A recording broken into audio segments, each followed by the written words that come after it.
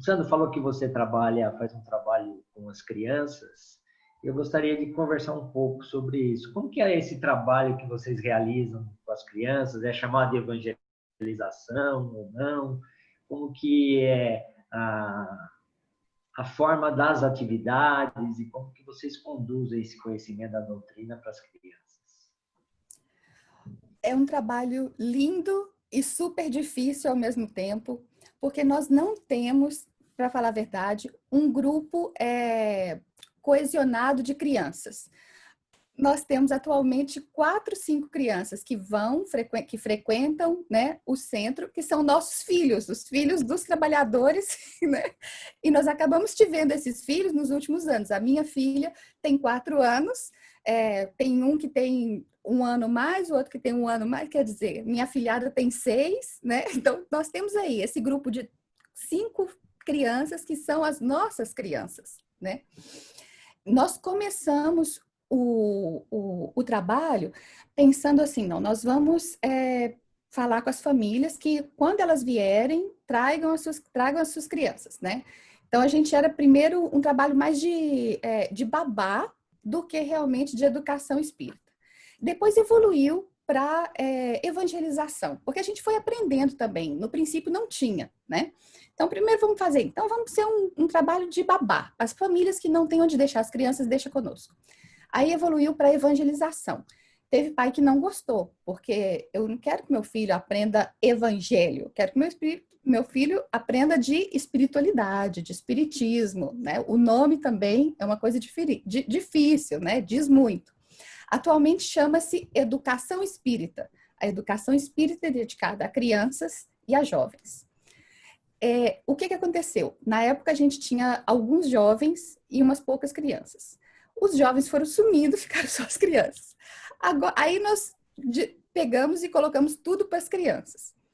As atividades que nós fazemos com eles sempre foram atividades muito lúdicas, sempre tentando colocar jogos, tentando colocar história, trabalhamos muito com historinhas, com teatro, com jogral, sempre que possível no final da aula, né, a gente sai e faz uma apresentação para os adultos do que fizemos, desenhamos, pintamos, sempre essa abordagem bem lúdica. E agora foi uma coisa que foi triste, assim, interromper esse trabalho com o tema do Covid, mas a gente estava evoluindo para um passo mais, porque as crianças, como elas estão começando, né, a ficar um pouquinho mais maduras, a gente estava fazendo muitos experimentos científicos com elas, né? Então, a gente estava fazendo coisas como testar lei da gravidade, coisas assim bem, bem interessantes, plantar para ver o princípio inteligente se desenvolver, né? Fazendo coisinhas assim, experimentos científicos mesmo, que quando eu conto para os adultos como vai ser a aula das crianças, eles falam, eu quero ir para a aula das crianças, não quero ficar com os adultos. É uma coisa que assim, evoluiu bastante e agora está parado, porque não tem como encontrar com as nossas crianças presencialmente. É uma pena, né? Porque com certeza eles devem sentir muita falta. As crianças é sempre importante. Essas atividades, elas acontecem no horário em que os pais frequentam a casa espírita? Sim, são atividades, a gente tem uma salinha da educação infantil, então os pais ficam no estudo, né, e as crianças passam conosco para a salinha. Também a idade delas a partir de que a criança já pode ficar conosco, ela já aceita ficar conosco, ela pode ficar, até que a criança ainda quer ficar conosco. Poderia ser entre 3 e 12 anos, mais ou menos a nossa faixa etária, né? Então, assim, a gente prepara de tudo, desde jogos, quebra-cabeça, vídeo, aquele negócio, sopa de letras. A gente prepara atividade para todas as idades, né? Mas, assim, a que a gente sabe mesmo que são as nossas crianças, né? E pode aparecer outras. Então, por isso que a gente sempre prepara alguma coisinha a mais. Tá. Muito bom. Mas é assim mesmo, todo o trabalho começa pequeno, né? Eu lembro, relembrando obreiros de muitos anos atrás, também a gente vivenciou uma situação não igual, mas tinha as suas semelhanças, né? A construção de você elaborar um projeto para a criança não é fácil. É muito mais prático e mais rápido para o adulto. Para a criança, você realmente é um processo que você tem que ir conhecendo e construindo aos poucos, né? O Obreiros vem há muitos anos trabalhando nesse projeto aqui a gente chama de evangelização, né? Porque aqui a gente não tem esse tipo de problema, né, de tratar com esse nome. Mas é um processo constante, a gente vai se construindo. A gente vê essa realidade mesmo de crianças que vêm e vão, de jovens que vêm e vão, ainda mais quando o jovem vai chegando numa fase onde ele começa a pensar na faculdade que ele vai fazer, coisas dessa natureza, eles acabam abandonando a casa espírita, né? Mas é legal, é um projeto que eu acho assim, às vezes parece que não produz fruto, né? Mas são projetos para médio e longo prazo, né? Sim. Certamente. E eu acho que é importante para essas crianças, os nossos filhos, né, que possam crescer no centro espírita. Porque se não tiver um espaço para elas, eu não posso levá-la, não vai ficar lá sentada escutando, né, o estudo dos adultos. Então, ela precisa ter um espaço, e a partir do que ela tem um espaço, esse espaço tem que estar adequado à sua faixa etária, ao seu nível cognitivo, tudo isso tem que ser pensado, transmitindo o que é a doutrina, o conhecimento da nossa doutrina, né? Então, é uma coisa, mas eu vejo no Brasil, assim, tem centros espíritas que tem 20 crianças, que tem 100 crianças. Realmente, a gente tem 4, 5 crianças. O dia que a gente teve 8 crianças, meu Deus, o centro estava lotado. Tinha criança demais da conta. Aglomeração. 8 crianças. Mas mais do que a quantidade, o importante é a oportunidade, né? É a oportunidade deles travarem conhecimento com essa doutrina, que eu acho que ela é libertadora no sentido não só do conhecimento, mas da reflexão para cada ser humano. Independente de amanhã ele tornar-se um espírito ou não, mas é aquela questão de formar um homem de bem, né? Que está lá no Evangelho, que eu acho que isso é fundamental. Com certeza. Com certeza. Lembra quando tiverem só 4 crianças, que tem muito mais do lado de lá também, né? Aquelas que vocês não estão enxergando. Deve ter bem mais também. Janaína, você falou que alguns grupos estão estudando o diálogo com as sombras. Como que está o mercado de livros aí na Espanha? Existem muitos escritores ou vocês seguem os livros de Kardec e os escritos aqui no Brasil? Não tem muitos escritores, pelo menos não que eu saiba, mas tem alguns, Fábio. Até coloquei o nome aqui porque eu quero falar o nome deles, o nome completo para vocês saberem. Davi Stein, que é um que tem escrito livros, e Loli Martínez. Loli Martínez é amiga íntima de Divaldo Franco, sempre quando Divaldo vem, o grupo da Loli é o que o conduz por todos lados, né? E o espírito que assina as comunicações, os livros da Loli, é precisamente Joana de Ângeles, né? Davi, eu não tenho certeza se são... se é um espírito realmente ou se é simplesmente, se são livros de estudo iguais do Hermínio Miranda, né? Mas tem alguns autores, não muitos, mas a gente trabalha bastante com traduções, né? Traduções de livros espíritas, a codificação em primeiro lugar, depois os livros de André Luiz e de Emmanuel, quer dizer, de Chico Xavier, né? Codificação, Chico Xavier, Divaldo Franco e alguns que são os que estão aqui, né?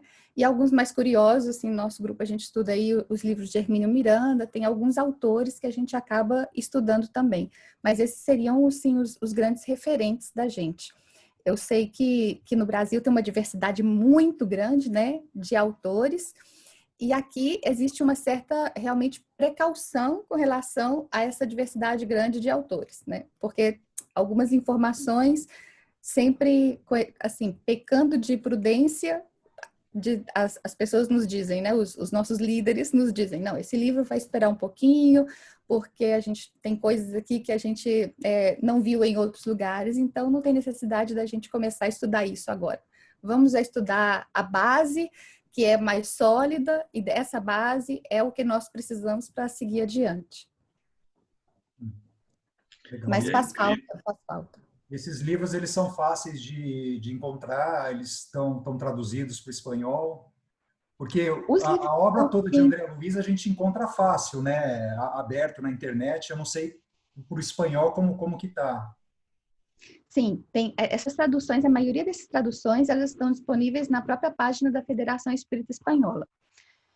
O que são livros novos, que os que vão saindo, tanto do Divaldo, e livros novos que vão sendo traduzidos também, que apesar de que eles saem a conta-gotas, mas vão saindo essas traduções. Quando nós temos o Congresso Espírita Nacional, que esse ano não vai poder ser realizado presencialmente, mas que cada ano a gente realiza, né? A Federação Espírita Espanhola tem uma editora, então a editora traz todos esses livros, os centros espíritas se organizam para fazer o pedido, então voltamos com um carregamento de livros, é um trânsito importante aí do que são os livros físicos, né?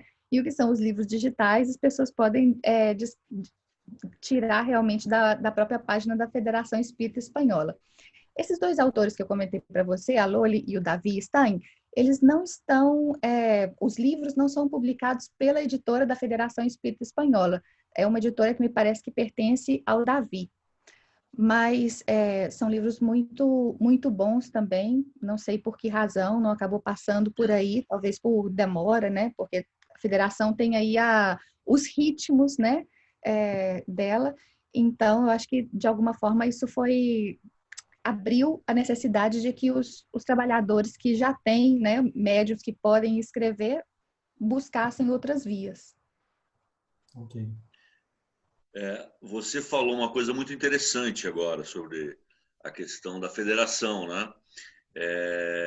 A gente nota aqui no Brasil que não é bem dessa maneira. Algumas, principalmente São Paulo, a gente nota que tem uma diversidade de caminhos, segue uma federação, segue a USE, que é ligada à federação, mas aí segue a FEESP. É um rolo bom aqui, né, essa questão.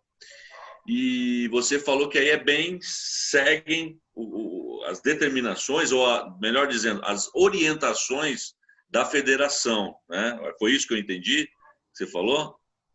Bom, existe a Federação Espírita Espanhola.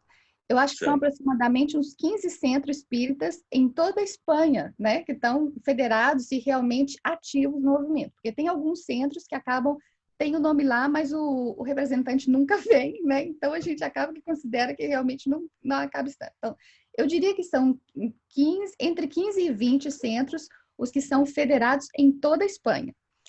Mas em Barcelona, por exemplo, nós somos só um centro federado, mas somos atualmente 3 centros espíritas que realmente fazem um trabalho como o que nós consideramos que é um trabalho dentro da vivência da doutrina espírita. Existem outras alternativas. Por exemplo, a FEB, me parece que se chamam, ela nasceu a partir de uma ruptura com a própria Federação Espírita Espanhola. E existe outra alternativa, que é a CEPA, por exemplo, que é uma visão muito científica, completamente avessa ao que é a religiosidade, né? Sim. Que é uma visão que você escuta algumas palestras, né, com um vocabulário que é diferente, mas o diálogo é perfeitamente possível. Mas são estruturas diferentes, né? Então, a diversidade existe dentro do que é um movimento menor. É que o Brasil é uma coisa muito grande, né?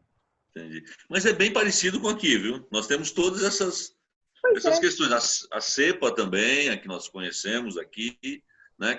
Então, nós temos várias vertentes aí acontecendo. Agora, nós temos estados, né? O Paraná é um que eu conheço, e ele segue muito a Federação Espírita Paranaense, que é ligada à FEB, né?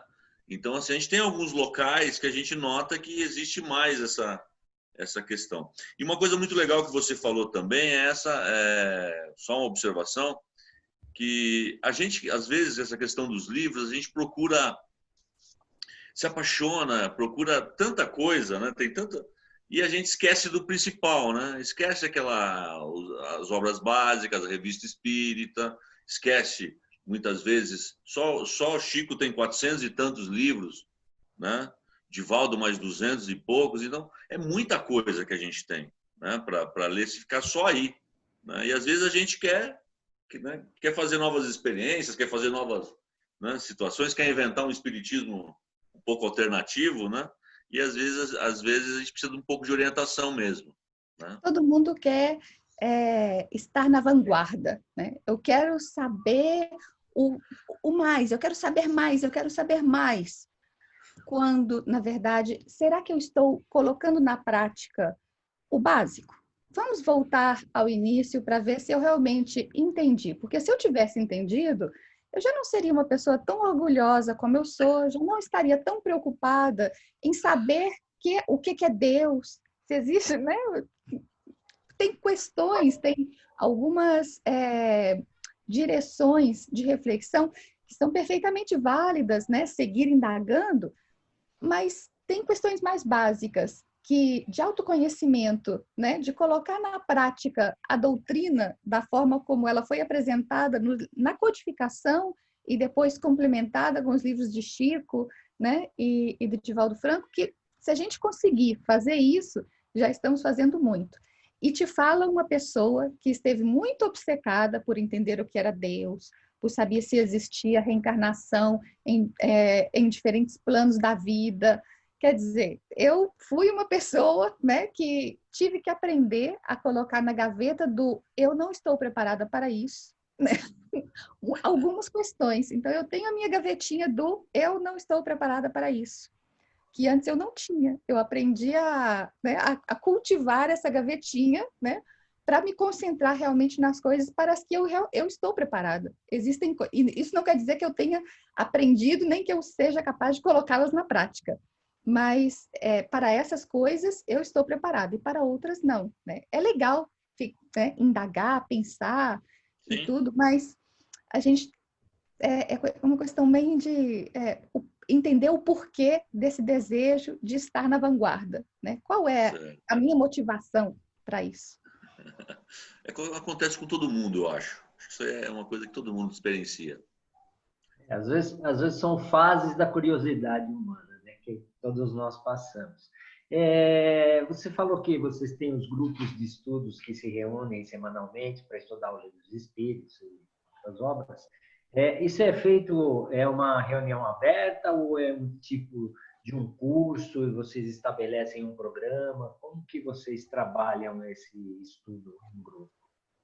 Nós temos as reuniões que são abertas ao público, as reuniões que são grupos que se renovam, cursos que são realizados, então elas são abertas ao público, mas a partir do momento que fecha aquele grupo tem que seguir, né, o programa, e quando acaba pode começar outro. E tem as reuniões que são fechadas.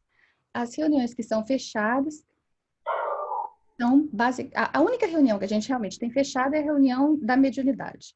Os outros estudos são públicos. Não, a gente tem um estudo também de estudo avançado do Espiritismo, que é para trabalhadores do centro. Então, esse grupo também é um grupo fechado. Dentro do que assim, se você é trabalhador, você pode participar, né? Mas se não for trabalhador, não pode. Os outros estudos, tem o estudo sistematizado da doutrina espírita, tem o estudo sistematizado do Evangelho segundo o Espiritismo, que são materiais que nos fornecem a Federação Espírita Espanhola, traduções de materiais da FEB. Então, esses estudos são abertos ao público. O que acontece? Uma pessoa que nunca escutou falar do Espiritismo, tem curiosidade porque buscou na internet espíritos e talvez apareceu lá o nome do nosso centro. Ela chega ao nosso centro, ela vai encontrar o espírito, ela vai encontrar o tema no meio do caminho, né? Então, o tema que estiver sendo tratado esse dia, ela vai entrar na reunião e vai escutar aquilo, vai ler o texto, vai ver que nós temos um trabalho que é um trabalho bem... um monitor, que a gente chama, ele não é um professor, ele simplesmente preparou o material de estudo, apresenta o material de estudo, e aí, entre todos, entendemos o que é aquilo. Então, a gente projeta, né, o texto de hoje, vai lendo aos poucos e tirando dúvidas das pessoas. Essas pessoas que chegam aqui com zero conhecimento, ficam doidinhas quando acabam a reunião, perguntam, né? Nossa, eu não entendi nada. Aí a gente fala, não, isso acontece, não se preocupe, persista, né? Orienta, livros, esse tipo de estudo que é o do Evangelho segundo o Espiritismo e do estudo sistematizado da doutrina. E tem o pessoal que está fazendo o grupo avançado, a gente usa um material que é de estudo sistematizado também, mas é um estudo mais novo, que foi realizado pela FEB também, traduzido, mas a gente achou que esse material era muito avançado para o pessoal aberto, né? Então, nós pegamos e nos dedicamos a isso. Nas quintas-feiras tem o grupo GELE. O GELE é grupo de estudos de leitura de obras espíritas. Aí o próprio grupo escolhe um livro, eles vão lendo o livro juntos e comentando. Então, quando acaba o livro, o próprio grupo que está ali naquele, né, reunido decide qual será o seguinte, escolhem outro livro e seguem com a leitura. Então, eu acho que isso são basicamente as nossas atividades. Respondi, Luiz? Porque eu falo tanto, né? Não, mas bem estruturado. Eu perguntei porque lá no Obreiros, né, aqui no Obreiros do Bem, a gente também tem os nossos cursos sistematizados, né, e tem esse problema mesmo, a pessoa que vem à casa pela primeira vez, se escuta um assunto assim, ela fica assustada, né, no mínimo assustada. E, inclusive, isso é uma coisa interessante, porque eu acho que isso é uma coisa da humanidade, e lá a gente acabou criando, inclusive, um curso que a gente chama de curso rápido, que é baseado em cima do que é o Espiritismo, que é um curso que dura aproximadamente 2 meses e meio, que é justamente para a pessoa falar, você não conhece nada, gostaria de saber o que é? Então, 2 vezes por ano a gente fazia. Esse ano, infelizmente, não vai ter, em função da pandemia, né?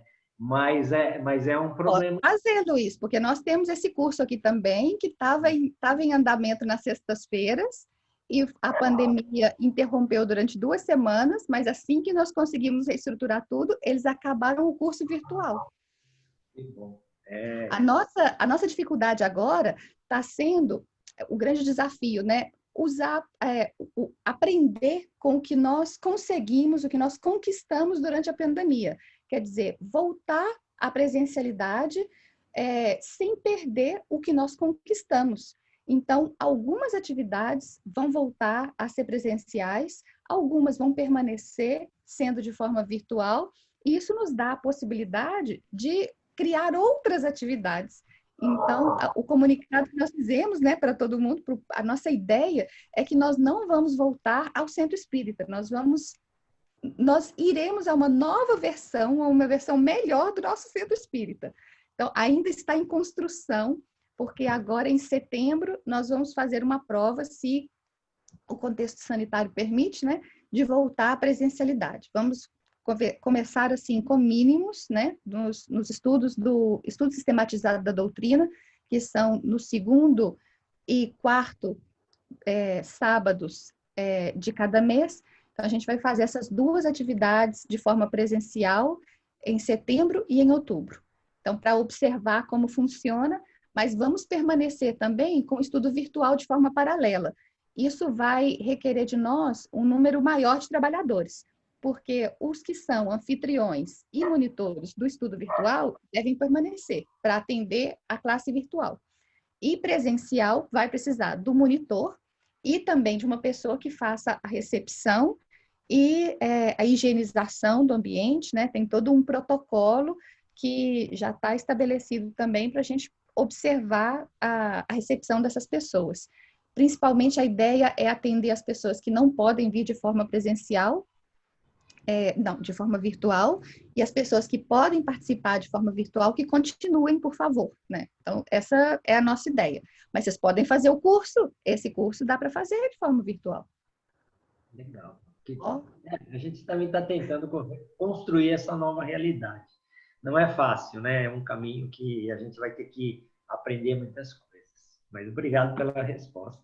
Bom. A gente está passando por essa fase de adaptação, né? Essa atividade que a gente está fazendo agora foi uma oportunidade que a gente nem imaginava fazer isso há anos atrás, né? E outros caminhos estão sendo criados de comunicação, levando a doutrina, né, para a casa das pessoas também. Janaína, como que está a ansiedade aí de trabalhadores, de frequentadores das casas espíritas? Tem alguma pressão ou está todo mundo esperando essas datas que você falou tranquilamente? Como que está o espírito das pessoas? Olha, Fábio, eu acho que no nosso centro nós conseguimos um pouco segurar a bola porque nós temos nos visto habitualmente, né? Então, o grosso dos trabalhadores, a maioria dos trabalhadores, nós continuamos nos vendo, continuamos fazendo as atividades. Então, claro que existe um desejo de voltar, mas também existe uma grande prudência, porque agora que a gente estava pensando em voltar, houve novas ameaças, né, novos rebrotes aqui. Fala-se rebrotes mesmo, né? Estou usando, tem hora que eu acho que eu estou misturando português com espanhol, mas tudo é feito com muita prudência, porque o Covid ele pode mudar a situação a qualquer momento, né? A cada 15 dias tem uma situação nova para ser analisada. Então, a ansiedade, eu diria que não. As primeiras semanas foram as mais difíceis. Inclusive, na área social, a gente promoveu o que a gente chamava chill out, né? O chill out era um encontro que não era de estudo, era simplesmente para nós nos vermos, contar como estávamos, todo mundo tinha que contar um pouquinho de como estava, o que tinha feito, se tinha que chorar junto, chorava junto. Nós conseguimos com esse chill out também um violinista que é de São Paulo, precisamente, que fez para nós um show, né, virtual. Um amigo de Málaga, que é cantautor, deu um concerto para nós também, um show privado. Quer dizer, foi realmente muito legal manter esse contato dessa forma, que não é a mesma coisa de você dar o abraço, de ver a pessoa, sentir a atmosfera do centro. Quando a gente entra no centro, você realmente mergulha, né, numa atmosfera que é notoriamente diferente. Quando entra na sala do passe, mais ainda. Se quando entra no centro, você nota, né, a diferença entre a rua e o centro. Quando entra na sala do passe, outra vez, né, não é a mesma coisa. Mas nós conseguimos segurar a bola desse jeito. Em outros centros espíritas que talvez não tenham conseguido manter esse trabalho, né, de conexão entre os trabalhadores, mais que ansiedade, eu acho que está sendo difícil reorganizar as atividades, porque as pessoas, o que a gente comentou no princípio, né, começam a colocar outras coisas, outros compromissos, aí já não é só o Covid que impede a volta ao trabalho, né, tem outras 1000 coisas que acabaram ocupando o espaço mental das pessoas. Mas vamos vencer as dificuldades, eu acho que com fé em Deus vai dar tudo certo. Eu acho que foi uma grande aprendizagem, né, que a gente teve nessa pandemia. Nós não somos nada, em qualquer momento podemos viver situações para as quais não estávamos preparados e temos que aprender com as técnicas que temos, com as ferramentas que temos, dar o melhor de nós. Acho que é a missão de todo mundo no lugar que está, com as ferramentas que tem, com os talentos que tem, né? Multiplicar ao máximo. É isso aí. É isso mesmo. A gente está caminhando para a parte final, né? E eu queria... Passou rápido, né? Muito, voando. Voando, né? A gente nem... É difícil para começar e quando começa passa muito rápido, né? A gente espera para começar. Eu queria ver com o Luiz e com o Fábio se eles têm mais alguma questão para perguntar para você. Eu não tenho, mas eu quero, já que está na parte final, fazer um agradecimento, Janaína, a disponibilidade de você estar conosco, né, nessa live aqui, a gente poder conversar um pouco a respeito das nossas realidades, que, embora distantes geograficamente, são bastante semelhantes. Independente do tamanho da casa espírita, a gente sente, né, que esse afastamento da casa, que é o nosso segundo lar para todos nós, aqueles que acabam trazendo a doutrina para dentro da sua vida, a casa espírita acaba sendo o segundo lar. E a gente realmente sente esse impacto, né? A gente está sentindo aqui. Às vezes aqui, como a nossa casa tem 80 anos, tem muitos trabalhadores, as pessoas mandam pelo WhatsApp quando é que vai voltar, quando é que vai reabrir, pela saudade que sente de estar naquele ambiente, né? Não só do convívio com os amigos, mas do convívio com a própria espiritualidade, né? Que é bastante importante, é muito salutar a todos nós. Mas eu agradeço. Caso, Luiz, no nosso caso, Andréa Campos, que é responsável da área de comunicação, ela tem essa grande preocupação de estar informando as pessoas sobre tudo. Então, assim, quando nós temos a direção toma uma decisão, imediatamente já é mandado um comunicado por WhatsApp, coloca na página web, para as pessoas ficarem sabendo, né, qual é a direção que nós vamos tomar, o porquê das decisões que são tomadas. Então, e como não foi perdido o contato, de alguma forma isso, eu acho que suaviza bem a ansiedade. Mas eu entendo realmente porque as pessoas ficam, né, naquela expectativa, né, principalmente no Brasil, quando não tem previsão, né, de quando vai voltar à normalidade, né? Quando vai passar essa fase? Porque sem fazer nada não vai passar, e quando começar a fazer alguma coisa, vai demorar. Então, precisamos nos organizar já para recuperar esse tempo perdido e colocar as nossas manguinhas, né? Arregaçar as manguinhas e trabalhar com as ferramentas que temos, né? Mas eu que agradeço, gente, porque realmente não, a gente que gosta de falar, né? Encontra alguém que quer ouvir. Realmente é uma alegria e uma honra realmente estar conversando com vocês, principalmente porque Fernanda, que é essa trabalhadora do centro de vocês, que vocês deram de presente para nós, né? Se integrou de forma muito bonita na nossa equipe, começou assim, com muita prudência, observando, né? Começou a trabalhar, depois se fez sócia, atualmente ela está na direção do centro. Quer dizer, é uma grande trabalhadora que nós recebemos da casa de vocês, então podemos nos considerar casas irmãs. Com certeza. E você manda um abraço para ela, nosso, cheio de saudade, que ela que foi responsável, né, por nos unir, né, nos colocar em contato, para a gente conversar um pouquinho. Né? Com certeza. E nesse espírito eu gostaria de agradecer muito a tua presença conosco, né? O prazer de a gente poder conversar, trocar experiências, isso é muito rico, né? As tuas experiências aí para nós vai servir bastante para o nosso público e espero que a gente possa conversar mais para frente também sobre um outro momento, um outro quadro, né? E trocar mesmo ideias, trocar experiências, porque eu acho que sempre agrega, né?